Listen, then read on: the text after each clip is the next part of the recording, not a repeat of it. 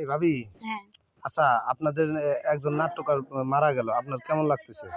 আসলে খুব খারাপ লাগতেছে। কিন্তু আমি তাকে বাস্তবে কোনো সময় দেখি নাই। আর আমি তার সঙ্গে কাজও করি নাই। কিন্তু ইচ্ছা ছিল যে তার সঙ্গে হয়তো কাজ করব। কিন্তু মানে হায়াত মইতে জিন্দেগি সে এখন চলে গেল। হ্যাঁ, তার সঙ্গে কাজ করার তৌফিক হইল না। তৌফিক হলো না। না, লোকটা কেমন ছিল? লোকটা খুব ভালো ছিল, তাই হ্যাঁ, না? আমি শুনছি লোকটা অনেক ভালো ছিল। আর তার মানে অনেক ধরনের ভিডিও দেখতাম। ভালোই লাগতো আমার। অনেক ভালো লাগতো ভালো লাগতো ভিডিওগুলা। না? হ্যাঁ, সে লোকটা কিন্তু আসলে আদৌ খুব ভালো লোক ছিল। হ্যাঁ, হাসান ভাই, তারপরে রবিচন্দ্র ভাই, জামান ভাই, যে হ্যাঁ, রহিম হ্যাঁ, ভাই, রাজু ভাই, এরা একসাথে আগে কাজ করতো। দেখে খুব ভালো লাগতো জহের ভাই, হ্যাঁ? হ্যাঁ। কিন্তু এই যে এক, এক করে সবাই চলে যাচ্ছে। ফার্স্ট গেল হচ্ছে জামান ভাই।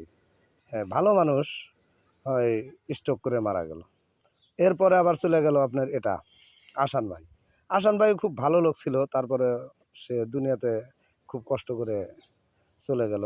রোগ হয়েছিল একটা, চোখে খুবই আসলে সমস্যা ছিল। মানুষের হায়াত মৌতের জিন্দেগি কখন কে কিভাবে মারা যাবে তা এখন বলা যায় না।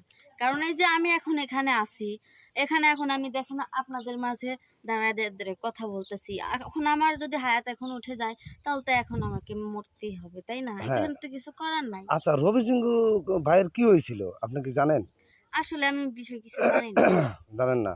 আমি শুনছিলাম সে একজন রুগী, মানে অসুস্থ হয়েছিল। অসুস্থ হওয়ার পরে তার শরীর স্বাস্থ্য একেবারেই খারাপ হয়ে গেছিল। যার কারণে লাস্ট মুহূর্তে সে আমাদের মায়া ছেড়ে, দুনিয়ার মায়া ছেড়ে এই সে শেষ নিঃশ্বাস ত্যাগ করলো।